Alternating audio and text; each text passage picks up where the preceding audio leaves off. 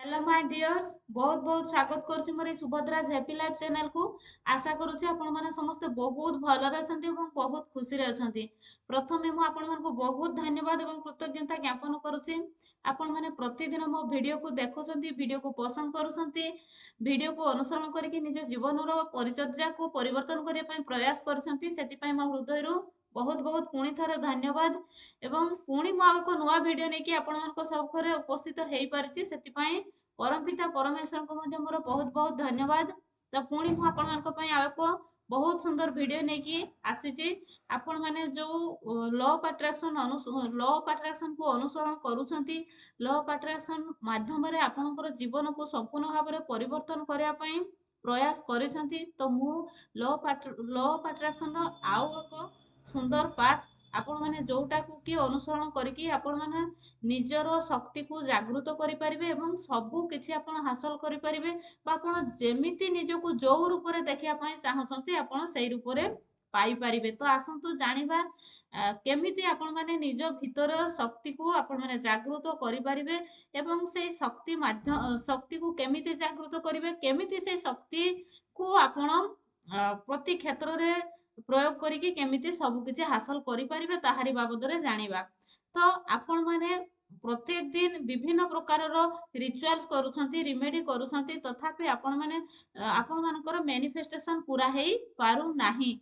जदि आपण मानकर बहुत सारा ओवर थिंकिंग आसुची किंबा जो रिचुअल्स भी करूछंती ता ऊपर जदि आपनकर लॉजिक माइंड आसुची ताहले आपण माने केमिति से सबु को निज भीतर दूर करि परिबे। प्रथमे आपनको भीतर थिबा समस्त प्रकार नेगेटिविटी को आपण रिलीज करंतु एवं तापरे जोटा मैनिफेस्ट करिवे आपणकर सेटा ही मैनिफेस्ट हेई परिबो। तो प्रथमे हमें केमिति निज भीतर थिबा शक्ति को केमिति जागृत करिबा एवं निजे जो नेगेटिविटी निजे बहुत सारा हमरो जो नेगेटिव थिंकिंग को हमें जाबुड़ी धरिछे ताकू नेकी ताकू बेस करके हमें बहुत सारा ओवर थिंकिंग करूछे। तो ताकू केमिति निज भीतर रिलीज करिबा, प्रथमे हमें तार उपचार करिबा, तापरे ही हमें जोटा मैनिफेस्टेशन करिया पई चाहूचे सेटा बहुत शीघ्र आम सहित मैनिफेस्ट हेई परिबो।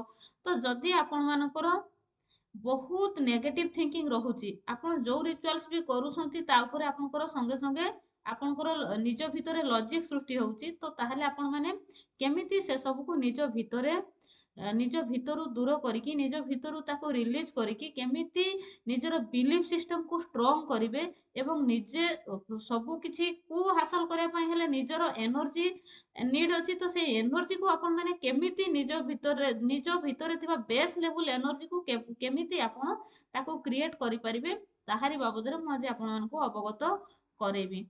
तो जदि आपण मानको बहुत ओवर थिंकिंग होउची, बहुत नेगेटिव थिंकिंग आसुची, सब बेले नेगेटिव रे बुड़ी की रहउछंती, आपनकर जोटा मैनिफेस्ट करिया पई चाहउछंती सेथिरे लॉजिक आसुची, ताहले मु कहिबी आपण माने निजरो श्वास उपरे विश्वास करंतु, भरोसा रखंतु, निज पाखरे सबु निजे ही सबु शक्तिर अधिकारी, निज भितरे सबु किछि लुकायित अवस्था रे अछि, आमे सबु किछि नेई की आसीचु।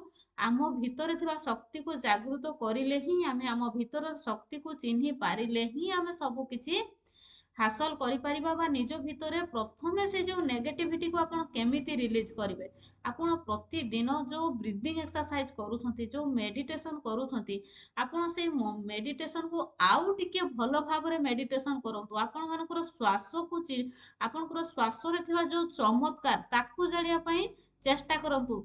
आपण मानको मु श्वास कथा कहूची, आपण माने एबे बुझी पारुतबे आपण मानको कोउटा मु कहिबा पई चाहूची। आपण मानकर श्वास रे लुचि रहितबा चमत्कार को आपण माने उन्मोचन करिया पई चेष्टा करंतु। काहे कि ना हमर जो श्वास क्रिया चलीछि से ताहा ही होउछ हमर प्राण ऊर्जा। आउ प्राण ऊर्जा जते बेले हमर प्राण ऊर्जा विश्व शक्ति सहित कनेक्ट हबो सेते बेले हमें सब किछि पाई परिबा। तो जदि आपण माने प्रत्येक दिन ग्रेटिट्यूड अफर्मेशन मेडिटेशन करूछंती ताहले आपण मानकर ता सहित जो लॉ ऑफ अट्रैक्शन रो आउ एक पार्ट रहिछि स्वर विज्ञान, आपण माने से स्वर विज्ञान को अनुसरण करंतु एवं स्वर विज्ञान रे जो श्वास को नै कि हमर प्रत्येकटा श्वास रे जो चमत्कार रहिछि ताकू आपण माने जानिबा पई चेष्टा करंतु। तो मु आज आपण मानकू କହିବି ଆପଣମାନଙ୍କର କେମିତି ସବୁ କିଛି ମ୍ୟାନିଫେଷ୍ଟ ହେଇପାରିବ। ଆପଣମାନେ ଉଣା ଅଧିକ ସ୍ୱର ବିଜ୍ଞାନ ବାବଦରେ ଆପଣମାନଙ୍କୁ ସମସ୍ତଙ୍କୁ ଜଣାଥିବ। ଆମର ଶ୍ୱାସ ପ୍ରକ୍ରିୟା ଆମର ଯେମିତିକି ଆମର 72,000 ନାଡ଼ି ରହିଛି, ସେଥିମଧ୍ୟରୁ 3ଟି ନାଡ଼ି ମୁଖ୍ୟ ନାଡ଼ି, ଯୋଉ ନାଡ଼ିକୁ କି ଆମେ ଅନୁସରଣ କରିକି ପ୍ରତି କ୍ଷେତ୍ରରେ ଆମେ ସଫଳତା ହାସଲ କରିପାରିବା। ତ ଯଦି ଆପଣମାନଙ୍କର ବହୁତ ସାରା ନେଗେଟିଭ ଥିଙ୍କିଙ୍ଗ ଆସୁଛି, ଆପଣଙ୍କର ବିଲିଫ ସିଷ୍ଟମ ଷ୍ଟ୍ରଙ୍ଗ ହେଇପାରୁନି, ତାହେଲେ ଆପଣମାନେ ପ୍ରତିଦିନ ନିରୋଳାରେ ବସିଯାଆନ୍ତୁ, ନିଜ ପାଇଁ 30 ମିନିଟ୍ସ କାଢ଼ନ୍ତୁ ଏବଂ ନିଜର ଚନ୍ଦ୍ର ନାଡ଼ି ଆକ୍ଟିଭ କରନ୍ତୁ। ଆପଣମାନଙ୍କୁ ଜଣାଅଛି ଚନ୍ଦ୍ର ନାଡ଼ି ଆମର ଯେତେବେଳେ ଲେଫ୍ଟ ନଷ୍ଟ୍ରିଲରେ ଆପଣଙ୍କର ଅଧିକ ବାୟୁ ନିର୍ଗତ ହବ, ସେତେବେଳେ ହିଁ ଆମର ଚନ୍ଦ୍ର ନାଡ଼ି ଆକ୍ଟିଭ ହେଇଥାଏ। ତ ଚନ୍ଦ୍ର ନାଡ଼ିରେ ଆପଣ ନିହାତି ଭାବରେ ବ୍ରିଦିଂ ଏକ୍ସରସାଇଜ କରନ୍ତୁ, ଲମ୍ବା ଦୀର୍ଘ ନିଶ୍ୱାସକୁ ଗ୍ରହଣ କରନ୍ତୁ ଏବଂ ନାଭି ଉପର ପର୍ଯ୍ୟନ୍ତ ଆପଣ ନେଇକି ମଣିପୁରୀ ଚକ୍ରରେ ଆପଣ ତାକୁ ହୋଲ୍ଡ କରନ୍ତୁ। ମଣିପୁରୀ ଚକ୍ରରେ ହୋଲ୍ଡ କରିବା ଦ୍ୱାରା କ'ଣ ହେଇଥାଏ ନା, ଆମର 72,000 ନାଡିର ମୁଖ୍ୟ ଯୋଉ ସେଇ ମଣିପୁରୀ ଚକ୍ରରୁ ହିଁ ଆମର 72,000 ନାଡି ଡିଷ୍ଟ୍ରିବ୍ୟୁସନ ହେଇଛି। ତ ଯଦି ଆମେ ଆମର ଶ୍ୱାସକୁ ନେଇକି ଆମର ଇଣ୍ଟେନସନ, ଆମ ଶ୍ୱାସ ସହିତ ଆମ ଇଣ୍ଟେନସନକୁ ଯୋଡ଼ିକି ଯେତେବେଳେ ଆମେ ଆମର ମଣିପୁରୀ ଚକ୍ରକୁ ପହଞ୍ଚେଇ ଦଉଛେ, ସେତେବେଳେ ସେଇ ଯୋଉ ନ୍ୟୁଜଟା ଆମର 72,000 ନାଡିରେ ଖେଳି ଯାଉଛି ଏବଂ ତାହା ଯେତେବେଳେ ଆମର 72,000 ନାଡି ଅବଗତ ହେଇଯାଉଛନ୍ତି କି ଆମକୁ କ'ଣ ନିଡ୍ ଅଛି, ତ ସେତେବେଳେ ଆମର ସେ ସବକନସିୟସ୍ ମାଇଣ୍ଡକୁ ଏବଂ ଆମର ନର୍ଭସ୍ ସିଷ୍ଟମକୁ, ଆମର ଏଣ୍ଡୋକ୍ରାଇନ୍ ସିଷ୍ଟମକୁ ମଧ୍ୟ ସେମାନେ ମେସେଜ କରିଥାନ୍ତି। ତାପରେ ଯୋଉ ଆମେ ନିଶ୍ୱାସକୁ ରିଲିଜ କରୁଛେ, ସେଇ ଯୋଉ ଆମର ଇଣ୍ଟେନସନଟା ରିଲିଜ ହେଇଗଲା 72 ନାଡି ମାଧ୍ୟମରେ, ଆମର ପ୍ରକୃତି ମାତାଙ୍କୁ ଯୋଉ ଆମେ ରିଲିଜ କରିଦେଲୁ, ତାହା ୟୁନିଭର୍ସଙ୍କ ପାଖକୁ ସିଧା ସଳଖ ଯାଇକି ତାହା ଆମର ମ୍ୟାନିଫେଷ୍ଟ, ଯୋଉଟା ଆମେ ମ୍ୟାନିଫେଷ୍ଟ କରିବା ପାଇଁ ଚାହୁଁଛେ, ସେଇଟା ଆମ ସହିତ ବହୁତ ଶୀଘ୍ର ମ୍ୟାନିଫେଷ୍ଟ ହେଇଥାଏ। ତ ପ୍ରଥମେ ଆମେ ଯଦି ଓଭର ଥିଙ୍କିଂ ହଉଛି, କଣ୍ଟିନ୍ୟୁଅସଲି ଆପଣ ଏଇ ପ୍ରକ୍ରିୟାକୁ କଣ୍ଟିନ୍ୟୁ କରିଚାଲନ୍ତୁ। ନିଜ ପାଇଁ ଏଟଲିଷ୍ଟ ପ୍ରତ୍ୟେକ ଦିନ 30 ମିନିଟ୍ସ କାଢ଼ନ୍ତୁ, ନିଜର ଚନ୍ଦ୍ର ନାଡିକୁ ଆକ୍ଟିଭ କରନ୍ତୁ, ନିଜର ଲେଫ୍ଟ ନଷ୍ଟ୍ରିଲକୁ ଯେତେବେଳେ ଲେଫ୍ଟ ନଷ୍ଟ୍ରିଲରେ ଯେତେବେଳେ ଅଧିକ ଆପଣଙ୍କର ବାୟୁ ନିର୍ଗତ ହଉଛି, ଆପଣ ଜାଣି ନିଅନ୍ତୁ କି ଆପଣଙ୍କର ଚନ୍ଦ୍ର ନାଡି ଆକ୍ଟିଭ ଅଛି। ଆପଣ ସେଇ ଚନ୍ଦ୍ର ନାଡି ଆକ୍ଟିଭ ହେଇଗଲେ ହିଁ ଦୀର୍ଘ ନିଶ୍ୱାସ ନିଅନ୍ତୁ ଏବଂ ହୋଲ୍ଡ କରନ୍ତୁ ସାମର୍ଥ୍ୟ ହିସାବରେ। ଏବଂ ସେଇ ହୋଲ୍ଡ କରିବା ଟାଇମରେ ହିଁ ଆପଣ ଯେତେବେଳେ ସଗୁଣକୁ ଗ୍ରହଣ କରିକି ରଖିଛନ୍ତି, ସେତେବେଳେ ଆପଣଙ୍କର ନିଜର ଇଣ୍ଟେନସନକୁ ସେଥିରେ ଆପଣ ଇଣ୍ଟେନସନକୁ ସେଇଥିରେ ପ୍ରକାଶ କରନ୍ତୁ ଏବଂ ଧୀରେ ଧୀରେ ଯେତେବେଳେ ଆପଣ ଯୋଉ ନିର୍ଗୁଣ ହେଇଯାଉଛନ୍ତି, ଯେତେବେଳେ ରିଲିଜ କରୁଛନ୍ତି, ସେତେବେଳେ ଆପଣଙ୍କର ଯୋଉ ଇଣ୍ଟେନସନ ସେତେବେଳେ କହିବା ଦରକାର ନାହିଁ। ଯେତେବେଳେ ଆପଣ ହୋଲ୍ଡ କରିକି ରଖୁଛନ୍ତି, ଯେତେବେଳେ ଆପଣଙ୍କର ସଗୁଣ ପ୍ରକ୍ରିୟା ଆପଣଙ୍କର କଣ୍ଟିନ୍ୟୁ ଚାଲିଛି, ସେତେବେଳେ ହିଁ ଆପଣ ଯୋଉ ଇଣ୍ଟେନସନଟା ଦେବେ, ସେଇଟା ହିଁ ସିଏ ଆପଣଙ୍କୁ ତଥାସ୍ତୁ କରିବେ। ତ ଏବେ ଆପଣମାନଙ୍କର ସ୍ୱର ବିଜ୍ଞାନ ଆପଣମାନଙ୍କ ପାଇଁ କେତେ ଉପଯୋଗ, କେତେ ଆବଶ୍ୟକ, ଆପଣମାନେ ଜାଣିପାରୁଥିବେ ଯେ ପ୍ରତ୍ୟେକ ଶକ୍ତିର ଯୋଉଟା ଆମେ ବାହାରେ ଖୋଜୁଛେ, ସେଇଟା ବାହାରେ ଆମକୁ କେତେବେଳେ ମିଳିବ ନାହିଁ। ସେଇ ଚମତ୍କାର ଆମ ଶ୍ୱାସରେ ଲୁଚି ରହିଛି। ସେଇ ଚମତ୍କାରକୁ ଯଦି ଆମେ ଉନ୍ମୋଚନ କରିପାରିବା, ତାହେଲେ ଆମେ ସବୁ ଶକ୍ତିର ଅଧିକାରୀ ହେଇପାରିବା, ସବୁ କିଛି ଆମେ ମ୍ୟାନିଫେଷ୍ଟ କରିପାରିବା। ସୋ ଆପଣମାନେ ଯଦି ଅଧିକ ସ୍ୱର ବିଜ୍ଞାନ ବାବଦରେ ଜାଣିବା ପାଇଁ ଚାହୁଁଛନ୍ତି ବା ଅଧିକ ନିଜର ପ୍ରତ୍ୟେକ କେମିତି ଆପଣ ସୂର୍ଯ୍ୟ ନାଡି, ଚନ୍ଦ୍ର ନାଡି ବା ଆପଣଙ୍କର ସୁଷୁମ୍ନା ନାଡି ଆପଣ ଜାଣିବେ, ଚିହ୍ନିବେ, ବା ଆପଣଙ୍କର 5 ଏଲିମେଣ୍ଟସ ବଡିରେ ଆପଣଙ୍କର କେତେବେଳେ କେମିତି ଆପଣଙ୍କର ସେଟା କେତେବେଳେ ଆପଣଙ୍କର ସେଇଟା ଆପଣ ଚିହ୍ନି ପାରିବେ ଆପଣଙ୍କର 5 ଏଲିମେଣ୍ଟସ କେମିତି ଜାଣିବେ, କେମିତି ଆପଣଙ୍କର ସେ 5 ଏଲିମେଣ୍ଟସ ଆପଣଙ୍କର ଇଏ ହଉଛି, କେତେବେଳେ ଚାଲୁଛି, ଆପଣଙ୍କର କୋଉ ଏଲିମେଣ୍ଟସ କେତେବେଳେ ଆସୁଛି। ଯେତେବେଳେ ଆପଣ ଜାଣିପାରିବେ କି 5 ଏଲିମେଣ୍ଟସ ବାବଦରେ, ସେତେବେଳେ ଗୋଟେ ଲୋକ ଆପଣଙ୍କ ପାଖକୁ କୋଉ ଇଣ୍ଟେନସନ ନେଇକି ଆସୁଛି, ତାର ଇଣ୍ଟେନସନ ବାବଦରେ ଆପଣ ଅବଗତ ହେଇପାରିବେ। ବା ଆପଣଙ୍କର କିଛି ଗୋଟେ ଯଦି କାହା ସହିତ ସମ୍ପର୍କ ଆପଣ ନୂଆ କରି ଯୋଡ଼ିବା ପାଇଁ ଚାହୁଁଛନ୍ତି, ସେଇ ସମ୍ପର୍କ ଆପଣଙ୍କର କେମିତି ସମ୍ପର୍କ କେମିତି ଚାଲିବ, ନା ମଝିରେ ସେ ସମ୍ପର୍କରେ ଫାଟ ଆସିବ, ସେଟା ଆପଣ ଫିଲ୍ କରିପାରିବେ। ଆପଣଙ୍କର କୋଉ ବିଜନେସରେ ଆପଣ ସକ୍ସେସ୍ ପାରିବେ, ତାହା ମଧ୍ୟ ଆପଣ ଜାଣିପାରିବେ। ପ୍ରତ୍ୟେକଟା ସଫଳତା ଆମ ଭିତରେ ଲୁଚିକି ରହିଛି ଏବଂ ସେଇ ଶକ୍ତି ଆମେ କାହା ମାଧ୍ୟମରେ ଉନ୍ମୋଚନ କରିପାରିବା ନା ଆମର ଶ୍ୱାସକ୍ରିୟା ମାଧ୍ୟମରେ ହିଁ ଆମେ ତାକୁ ଉନ୍ମୋଚନ କରିପାରିବା। ଆମ ଶ୍ୱାସରେ ହିଁ ଲୁଚି ରହିଛି ସବୁ ପ୍ରକାର ଚମତ୍କାର, ସବୁ ପ୍ରକାର ଏନର୍ଜି। ଆମେ ଯଦି ଏନର୍ଜି କ୍ରିଏଟ କରିକି ଆମ ବଡିରେ ଯୋଉ 7 ଚକ୍ରରୁ ମୁଖ୍ୟ 7ଟି ଚକ୍ର ରହିଛି, ଯଦି ସେଥିରେ ଆମେ ଏନର୍ଜିର ବାଲାନ୍ସ କରିପାରିଲେ ତାହେଲେ ନିହାତି ଭାବରେ ଆପଣମାନଙ୍କର ଯୋଉଟା ଆପଣ ଚାହୁଁଛନ୍ତି ସେଇଟା ହିଁ ଆପଣଙ୍କୁ ମିଳିପାରିବ।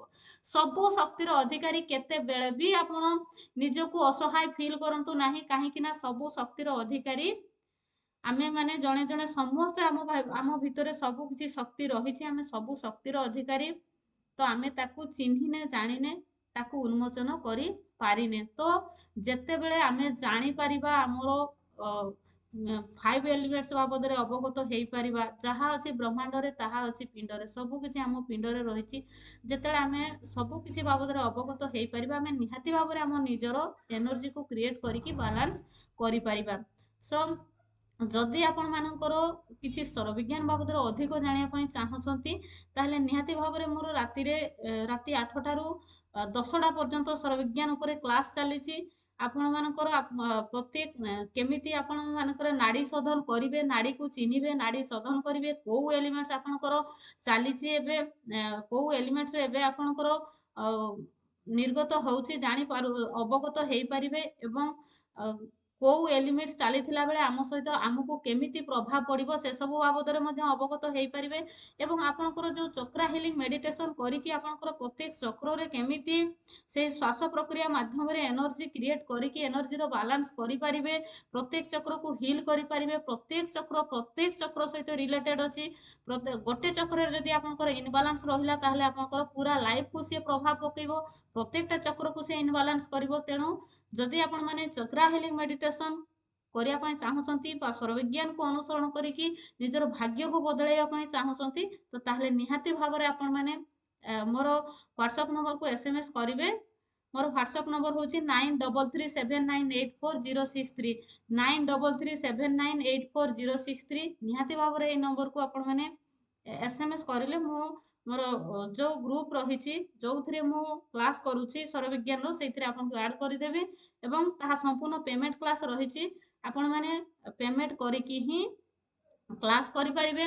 ଆମର 7 ଡେଜ୍ର କ୍ଲାସ୍ ପାଇଁ 555 ଟଙ୍କା ରହୁଛି ଏବଂ 21 ଡେଜ୍ ପାଇଁ 1111 ଟଙ୍କା ମୋର ରହିଛି। ସେଟା ଆମର ପେମେଣ୍ଟ କ୍ଲାସ୍ ରହୁଛି। ସୋ ପେମେଣ୍ଟ ଦେଇକି ହିଁ ଆପଣମାନେ କ୍ଲାସ୍ କରିପାରିବେ ଏବଂ ନିଜର ଶ୍ୱାସକ୍ରିୟାରେ ଲୁଚି ରହିଥିବା ସମସ୍ତ ଚମତ୍କାର ବାବଦରେ ଅବଗତ ହେଇପାରିବେ ଏବଂ ସବୁ ଶକ୍ତିର ଅଧିକାରୀ ହେଇକି ସବୁ କିଛି ଉନ୍ମୋଚନ କରିକି ଆପଣ ନିଜେ ଗୋଟେ ସଫଳ ବ୍ୟକ୍ତିରେ ପରିଣତ ହେଇପାରିବେ ବା ନିଜକୁ ଯୋଉ ରୂପରେ ଆପଣ ଦେଖିବା ପାଇଁ ଚାହୁଁଛନ୍ତି ସେଇ ରୂପରେ ହିଁ ପାଇପାରିବେ। ତ ଥ୍ୟାଙ୍କ ୟୁ ସୋ ମଚ୍।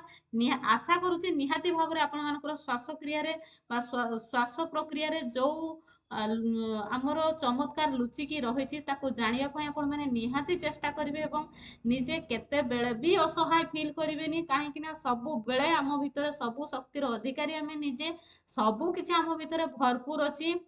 ତ ଏଇ ସ୍ୱର ବିଜ୍ଞାନ ପୁଣି ଥରେ ମୁଁ ଆପଣମାନଙ୍କୁ ଆଉ ଟିକେ ଅବଗତ କରଉଛି।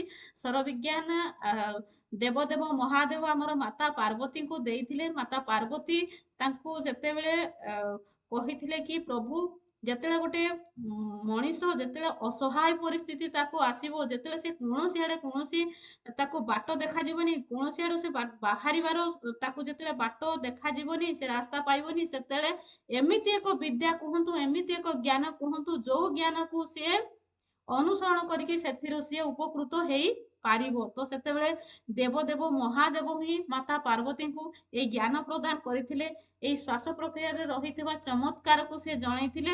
ତ ନିହାତି ଭାବରେ ଆପଣମାନେ ସେଇ ସୁନ୍ଦର ଜ୍ଞାନକୁ ଆରୋହଣ କରିବା ପାଇଁ ଚେଷ୍ଟା କରନ୍ତୁ ଏବଂ ଜୀବନର ପ୍ରତ୍ୟେକଟା ସଫଳତାକୁ ହାସଲ କରନ୍ତୁ। ତ ଥ୍ୟାଙ୍କ ୟୁ ସୋ ମଚ୍, ବହୁତ ବହୁତ ଧନ୍ୟବାଦ।